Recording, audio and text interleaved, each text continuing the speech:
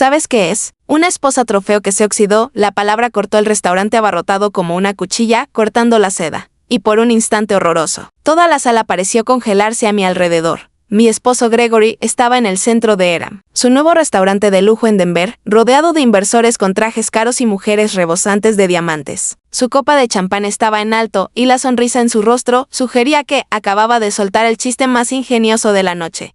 La risa que siguió fue incómoda e insegura. El tipo de risa que Serge cuando la gente no está segura de si debería estar divertida u horrorizada por lo que acaba de oír. Yo estaba a 1 metro de él, con el vestido esmeralda que me había elegido esa mañana. El pelo peinado exactamente como él prefería. Mi sonrisa cuidadosamente dispuesta en mi rostro como una pieza de decoración costosa. Me llamo Joanna y tengo 29 años. Hasta ese momento, en medio de la gran inauguración del restaurante que había financiado, creía que mi matrimonio se basaba en el amor y la camaradería. Creía que la diferencia de 13 años entre Gregory y yo no era más que un número, que su experiencia y mi juventud se complementaban, de maneras que nos hacían más fuertes juntos. Creía en muchas cosas que se rompieron como el cristal sobre el mármol en cuanto mi marido abrió la boca. Se giró hacia mí entonces, aún disfrutando de la atención de la sala, y metió la mano en el bolsillo de su chaqueta. Lo que sacó no era un regalo, ni un gesto de agradecimiento hacia la mujer que lo había invertido casi todo para hacer realidad su sueño. Era un sobre, grueso y blanco, con un propósito inconfundible.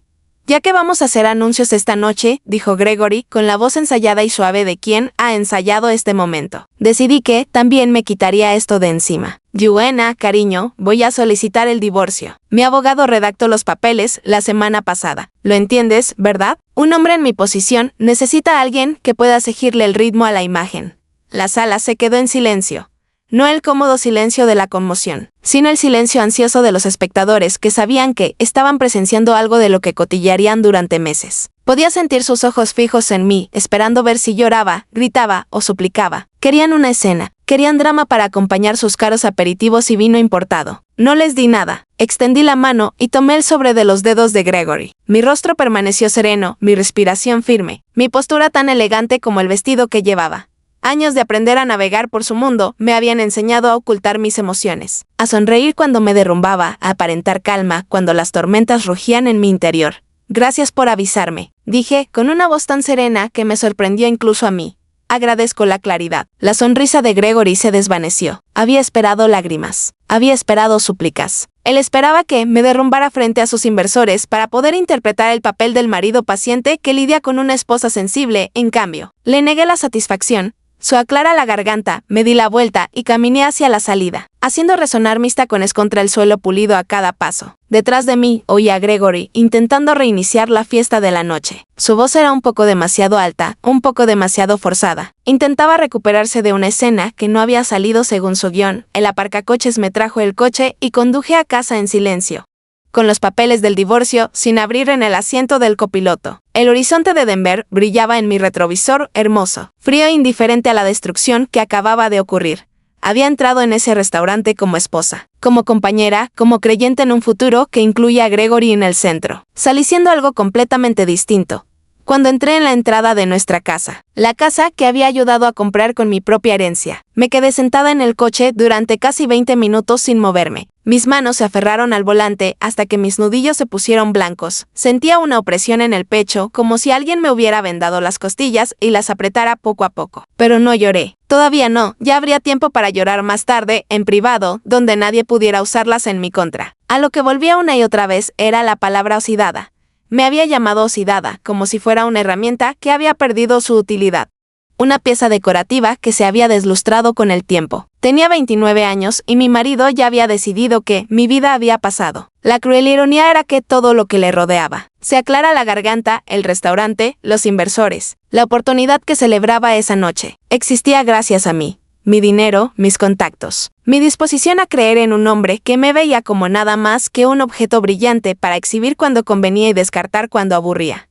Esa comprensión lo cambiaría todo, pero primero tenía que entender cómo había terminado allí, de pie sobre las ruinas de una vida que creía haber construido sobre el amor. Conocí a Gregory 4 años antes, cuando yo tenía 25 y él 38. En aquel entonces, trabajaba como analista financiera en una firma de capital privado. Me había graduado entre las mejores de mi clase y ya me estaba haciendo un nombre en un sector dominado por hombres que me doblaban la edad. No era ingenua ni inexperta, era ambiciosa, inteligente y financieramente independiente, algo con lo que la mayoría de las mujeres de mi edad solo podían soñar. Mi abuela falleció cuando yo tenía 23 años, dejándome una herencia que la mayoría de la gente consideraría transformadora. Había construido un pequeño imperio a través de décadas de inversiones inteligentes y una planificación cuidadosa, y cuando murió, me lo dejó todo a mí, su única nieta, la niña que crió después de que mis padres fallecieran en un accidente de coche cuando yo tenía 7 años. Esa herencia ascendía a poco más de $3 millones, y pasé 2 años aprendiendo a administrarla con prudencia antes de conocer al hombre que se convertiría en mi esposo. Gregory era dueño de una pequeña granja en el centro de Denver cuando nos cruzamos. Había parado a almorzar durante una jornada laboral particularmente dura, buscando un rincón tranquilo donde pudiera revisar documentos y comer algo que no fuera café de máquina expendedora. Se fijó en mí de inmediato, o eso afirmaría más tarde, atraído por la mujer sentada sola con hojas de cálculo y una determinación que le resultaba embriagadora.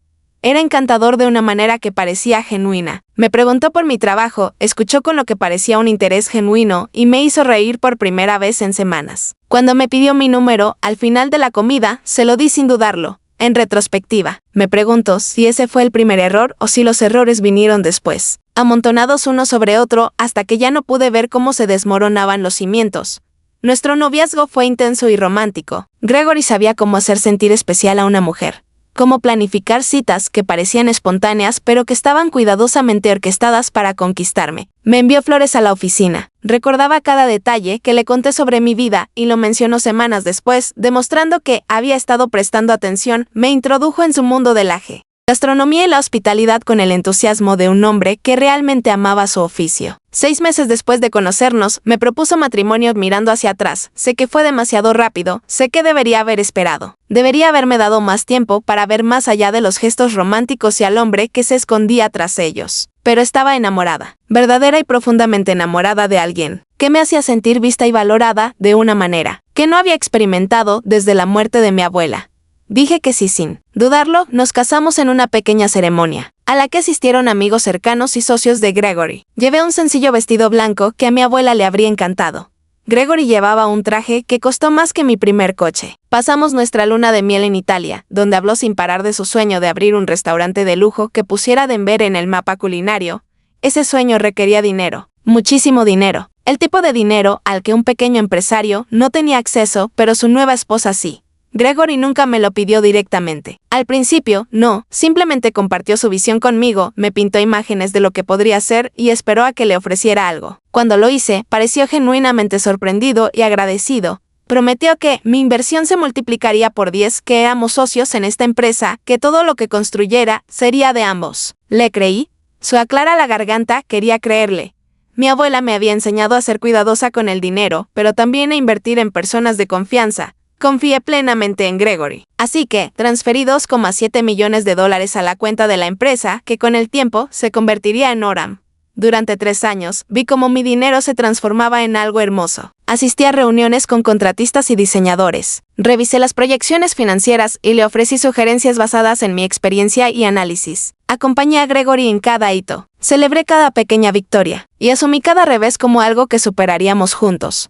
No, era solo una inversionista silenciosa. Participé activamente en la construcción de algo que creía que sería nuestro legado compartido. Lo que no noté, o quizás lo que preferí no ver, fue cómo cambió la actitud de Gregory hacia mí a medida que Oram se acercaba a su finalización. Se aclara la garganta, cuanto más exitoso era el proyecto, menos parecía necesitar mi opinión. De reuniones a las que siempre había asistido ocurrieron de repente sin que me diera cuenta. Decisiones sobre las que siempre me habían consultado se tomaron sin que yo me diera cuenta. Cuando hacía preguntas, Gregory sonreía y me decía que no me preocupara, que él se encargaba de todo, que debía concentrarme en lucir hermosa para la gran inauguración. Luciendo hermosa. Esa frase debería haber sido una señal de alerta. Debería haberme dicho que el hombre con el que me casé me veía de forma diferente a como yo me veía a mí misma.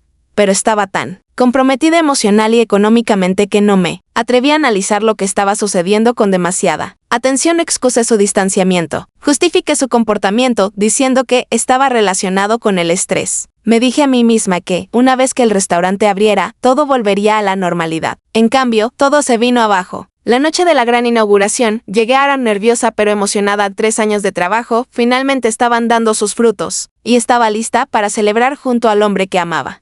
Gregory había estado distante en los días previos al evento, pero lo atribuía a la presión de lanzar un gran negocio. No tenía ni idea de que había pasado esos días consultando con abogados, preparando los papeles del divorcio y planeando el momento más humillante de mi vida. De pie en la entrada de nuestra casa, todavía procesando la destrucción de todo lo que creía saber. Finalmente comencé a comprender la magnitud de mi error de cálculo. Le había confiado a Gregory mi corazón y mi dinero, creyendo que ambos estaban a salvo en sus manos. Había aceptado todo lo que le ofrecí y decidió que ya no valía la pena. Pero esto es lo que Gregory no entendía de mí. Lo que nunca se molestó en aprender durante nuestros 4 años juntos. No era solo una esposa trofeo, no era solo una fuente de ingresos. Era la nieta de una mujer que había sobrevivido a dificultades que habrían destrozado a la mayoría. Había amasado una fortuna de la nada y me había enseñado que el dinero solo era poder cuando se sabía cómo usarlo. Gregory pensó que podía humillarme y llevárselo todo. Se aclara la garganta. Pensó que firmaría sus papeles y desaparecería en silencio, demasiado destrozada para defenderme. Pensaba que la mujer con la que se casó era débil, dependiente y fácil de descartar. Estaba a punto de descubrir lo equivocado que estaba. Entré en la casa y fui directa a mi oficina, la habitación a la que Gregory rara vez entraba porque los documentos financieros lo aburrían. Me senté en mi escritorio, abrí mi portátil y comencé a revisar cada acuerdo, contrato y transacción relacionada con Oram.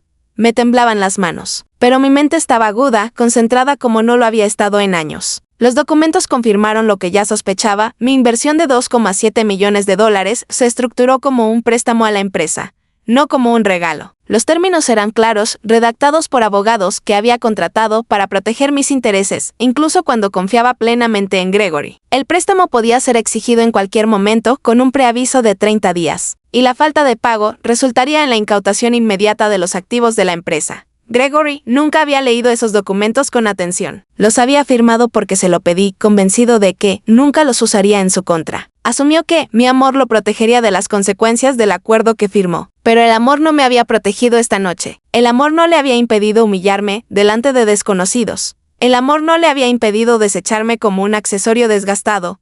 Si el amor no pudo salvar nuestro matrimonio, tal vez la ausencia de amor podría salvarme a mí. Cogí el teléfono y llamé a mi abogada. Eran casi las 11 de la noche, pero contestó el segundo timbre, consciente ya de que algo andaba mal por el tono de mi voz al pronunciar su nombre. Verónica, dije, sorprendida por lo tranquila que sonaba.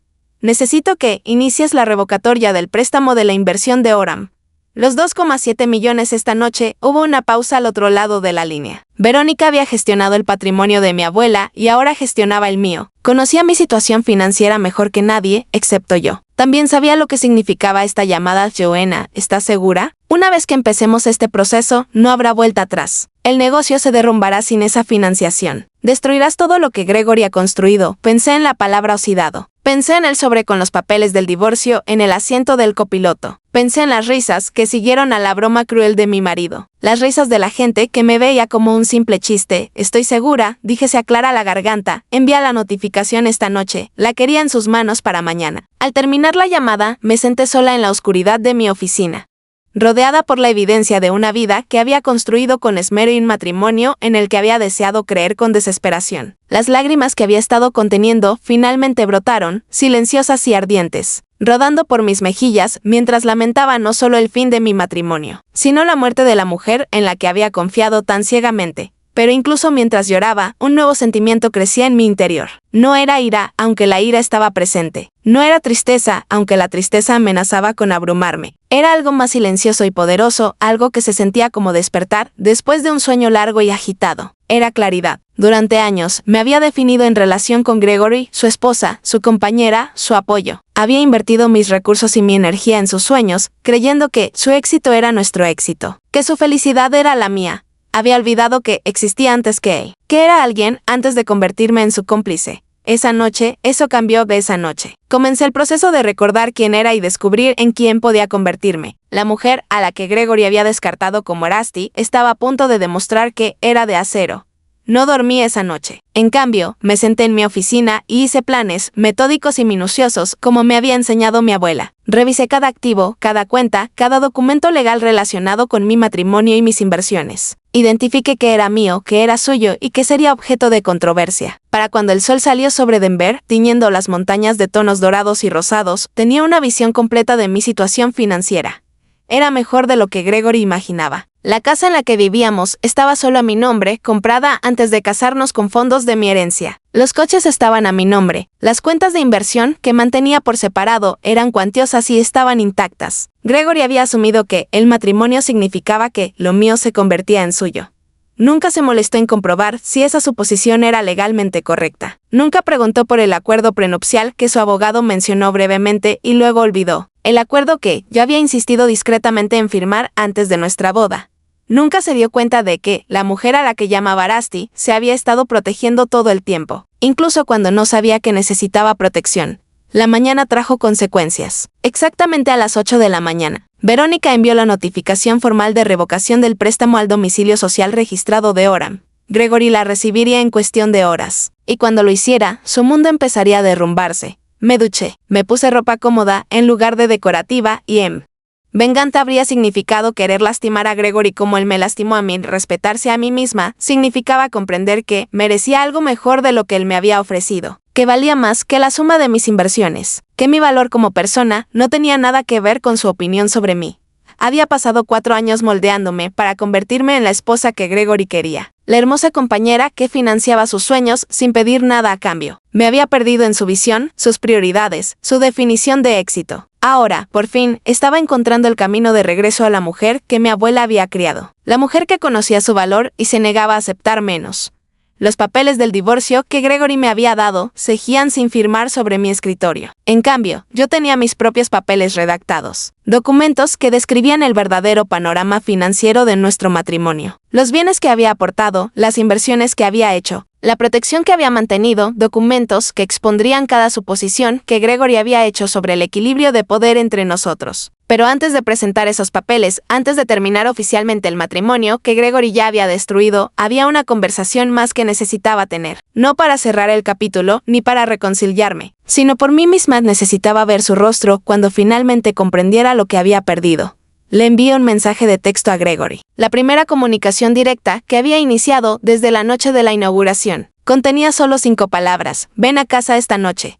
Su respuesta llegó en segundos. Estaré allí a las 7, dejé el teléfono y sonreí. El escenario estaba listo. Ahora era el momento del acto final. Gregory llegó exactamente a las 7 de la tarde. Su coche entró en la entrada con la urgencia desesperada de quien cree que aún tiene algo que salvar. Lo observé desde la ventana del salón mientras salía, deteniéndose para mirarse en el retrovisor y arreglarse la corbata. Incluso ahora, incluso después de todo lo sucedido, le preocupaba su aspecto. Tenía un aspecto terrible a pesar de sus esfuerzos. Su traje estaba tan arrugado que sugería que había estado durmiendo con él puesto. Su rostro cargaba el peso de las noches de insomnio y la creciente desesperación. Este no era el hombre seguro y encantador que me había conquistado hacía 4 años. Era alguien que lo había apostado todo a que una mujer se mantendría débil y ahora estaba pagando el precio de ese error de cálculo. Abrí la puerta antes de que pudiera llamar. Joanna, dijo, con la voz quebrada por el alivio y algo que podría haber sido esperanza. Gracias por hablar conmigo por fin. Por favor, ¿podemos entrar y hablar de esto como adultos? Me hice a un lado y lo dejé entrar, no porque se mereciera la cortesía, sino porque quería tener esta conversación en la casa que él creía que me iba a arrebatar. Quería que viera el arte en las paredes que había comprado, los muebles que había elegido, la vida que había construido y que existía completamente separada de él. Nos sentamos en la sala, él en el sofá, donde solía relajarse con tanta naturalidad, yo en la silla que mi abuela me había regalado cuando me gradué de la universidad.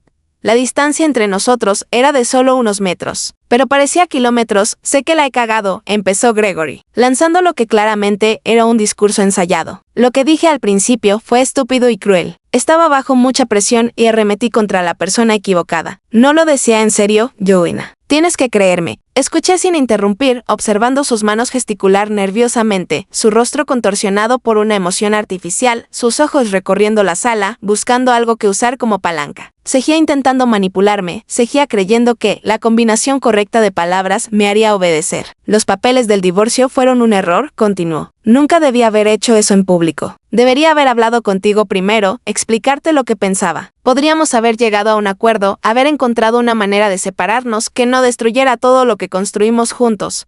Todo lo que construimos juntos. Repetí, hablando por primera vez desde que entró. Es una forma interesante de describir un restaurante financiado completamente con mi dinero. La expresión de Gregory se desvaneció, una grieta en la fachada. Tu dinero fue una inversión en nosotros, en nuestro futuro. Nunca lo di por sentado. Me llamaste esposa trofeo oxidada, delante de 50 personas y me entregaste los papeles del divorcio. Eso parece dar algo por sentado. Se puso de pie paseándose por la sala con la energía inquieta de un hombre que no está acostumbrado a estar a la defensiva. Dije, lo siento. ¿Qué más quieres de mí? Haré lo que sea para arreglar esto. Solo dime qué necesitas, qué necesitaba yo. La pregunta flotaba en el aire entre nosotros, llena de suposiciones sobre mi respuesta. Gregory esperaba que yo le diera mi precio, que negociara, que le diera una oportunidad que pudiera aprovechar. Esperaba que la conversación terminara con un acuerdo que le permitiera controlar la situación. En cambio, me levanté y caminé hacia mi escritorio. Tomé los papeles del divorcio que había preparado, los que reflejaban la realidad en lugar de sus ilusiones, y se los entregué. Lo que necesito, dije, es que los firmes. Gregory miró los papeles. Su rostro palideció al leer las condiciones. Esto es una locura. No puedes esperar que acepte esto.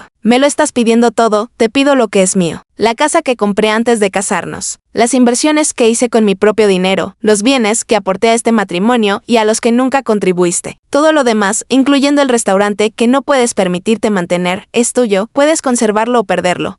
El restaurante fracasará sin esa financiación. ¿Sabes qué? Estás destruyendo el trabajo de mi vida por despecho. Pensé en esa acusación por un momento, dándole vueltas en mi mente como le había dado vueltas a su crueldad durante semanas.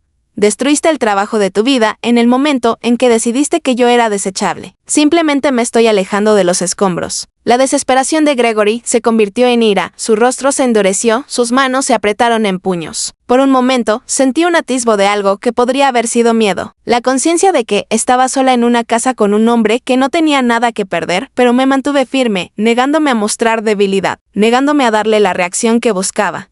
Te arrepentirás de esto, dijo en voz baja y amenazante. Me aseguraré de que todos sepan qué clase de persona eres en realidad. Una mujer fría y calculadora que destruyó a su marido porque cometió un solo error. ¿Un solo error? Repetí lentamente, ¿a eso le llamas años de desestimar mis contribuciones? ¿Ignorar mis aportaciones, tratarme como un adorno en lugar de como una compañera? ¿A eso le llamas entregarme los papeles del divorcio en público y decirles a tus inversores que estoy oxidado? No tenía respuesta, la ira desapareció de su rostro, reemplazada por algo que podría haber sido vergüenza si hubiera sido capaz de sentirla. Lo más probable es que solo fuera a darse cuenta de que sus amenazas no tenían poder sobre mí. Firma los papeles, Gregory, y márchate con la dignidad que te quede, o lucha contra mí en los tribunales y verás cómo todo lo que has construido se convierte en un registro público, incluyendo cada decisión financiera que tomaste con mi dinero, cada conversación que tuvimos sobre el negocio, cada promesa que rompiste. Me miró fijamente un largo rato, buscando a la mujer con la que creía haberse casado, la mujer que habría perdonado cualquier cosa, aceptado cualquier excusa, permitido cualquier maltrato. Esa mujer ya no existía, si es que alguna vez existió.